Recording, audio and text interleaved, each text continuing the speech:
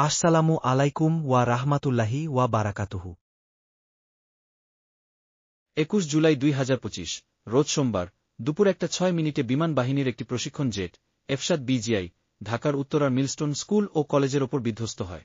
এই দুর্ঘটনা বাংলাদেশের সাম্প্রতিক ইতিহাসে অন্যতম মর্মান্তিক। বিস্ফোরণের শব্দ কাঁপিয়ে দেয় আশপাশের পুরো এলাকা। মুহূর্তের মধ্যে আগুন ছড়িয়ে পড়ে স্কুল ভবনের একাধিক শ্রেণীকক্ষে। প্রত্যক্ষদর্শীরা জানায়, বিমানটি আকাশে অস্বাভাবিকভাবে ঘুরছিল। কিছু সময় পরই সেটি নিয়ন্ত্রণ হারিয়ে স্কুল ভবনে আছড়ে পড়ে। ধ্বংসস্তূপের নিচ থেকে উদ্ধার করা হয় পুড়ে যাওয়া অসংখ্য দেহ। প্রাথমিকভাবে 19 জনের মৃত্যুর খবর নিশ্চিত হলেও পরবর্তী 24 ঘণ্টায় এই সংখ্যা বেড়ে দাঁড়ায় 31 জনে। তাদের মধ্যে প্রায় 25 জনই শিশু শিক্ষার্থী। আহত হয়েছে 164 জন। এর মধ্যে অনেকেই এখনও হাসপাতালে চিকিৎসাধীন, কেউ কেউ সংকটজনক অবস্থায় রয়েছে। ঘটনার পরপরই উদ্ধার কাজ শুরু করে ফায়ার সার্ভিস, সেনাবাহিনী ও স্থানীয় স্বেচ্ছাসেবীরা। আগুন নেভাতে লাগে প্রায় 2 ঘণ্টা। এ সময় চারপাশে কান্নার রোল, আতঙ্কিত অভিভাবক ও ছুটে আসা সাধারণ মানুষদের ভিড় তৈরি হয়। ত্রাত্তিনো।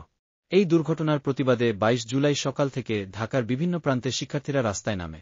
উত্তরা, মিরপুর, মহাখালী, ধানমন্ডি ও কারওয়ান বাজার এলাকায় শিক্ষার্থীরা ব্যানার হাতে অবস্থান নেয়।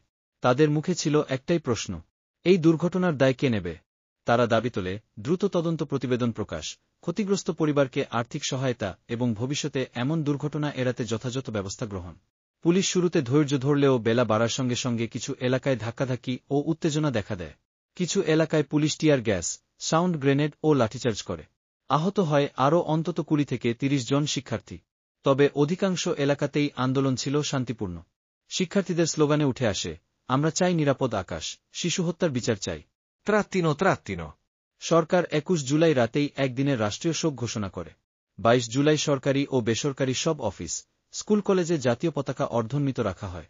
মসজিদ, মন্দির ও গির্জায় নিহতদের আত্মার শান্তির জন্য বিশেষ দোয়া ও প্রার্থনার আয়োজন করা হয়। প্রধানমন্ত্রী মো. ইউনূস এক শোকবার্তায় জানান, এই দুর্ঘটনা জাতিকে গভীরভাবে আঘাত করেছে। আমরা তদন্ত করছি এবং দায়ীদের চিহ্নিত করে দ্রুত ব্যবস্থা নেওয়া হবে। তিনি নিহতদের পরিবারকে 5 লাখ টাকা করে ক্ষতিপূরণ এবং আহতদের জন্য চিকিৎসা সহায়তার ঘোষণা দেন। সশস্ত্র বাহিনী বিভাগ এক বিজ্ঞপ্তিতে জানায়, বিমানটি নিয়মিত প্রশিক্ষণের অংশ হিসেবে আকাশে ছিল এবং দুর্ঘটনার প্রকৃত কারণ অনুসন্ধানে উচ্চপর্যায়ের তদন্ত কমিটি গঠন করা হয়েছে। ত্রাত্তিনো। এই দুর্ঘটনা আন্তর্জাতিক সংবাদ মাধ্যমেও গুরুত্ব পায়। Al Jazeera, Reuters, CBS news ও এপির মতো মাধ্যমগুলো দুর্ঘটনার ছবি ও বিশ্লেষণ প্রকাশ করে। বিশ্বের বিভিন্ন দেশের রাষ্ট্রপ্রধানরাও শোক প্রকাশ করেছেন। এদিকে 23 জুলাই ভারতের আসাম সীমান্ত থেকে কয়েক শত বাংলাদেশি মুসলিমকে ফেরত পাঠানোর অভিযোগ উঠে। এদের মধ্যে নারী ও শিশুও রয়েছে। স্থানীয় প্রশাসন বলছে, তারা যাচাই-বাছাই ছাড়া সীমান্তে ঠেলে দিচ্ছে। বাংলাদেশ সরকার এ বিষয়ে এখনও আনুষ্ঠানিক কোনো প্রতিক্রিয়া জানায়নি, তবে সীমান্তে সতর্ক অবস্থান নেওয়া হয়েছে। একই সময় জাতিসংঘের শরণার্থী সংস্থা ইউএনএইচসিআর জানায়, কক্সবাজারের রোহিঙ্গা শিবিরে বড় ধরনের তহবিল সংকট তৈরি হয়েছে। সেপ্টেম্বরের পর খাদ্য, স্বাস্থ্যসেবা ও শিশু শিক্ষার সেবা বন্ধ হয়ে যেতে পারে। এতে প্রায় 10 লাখ রোহিঙ্গার জীবন সরাসরি হুমকির মুখে পড়বে। ত্রাত্তিনো। গত 4 দিন বাংলাদেশ ছিল এক অসাধারণ বাস্তবতার মধ্য দিয়ে। একদিকে এক মর্মান্তিক দুর্ঘটনা কেড়ে নিয়েছে অসংখ্য প্রাণ, অন্যদিকে ছাত্র সমাজের প্রতিবাদ দেশের গণসচেতনতার নতুন চিত্র দেখিয়েছে। প্রশাসনের ওপর প্রশ্ন উঠেছে, আকাশে নিরাপত্তা কতটা নিশ্চিত?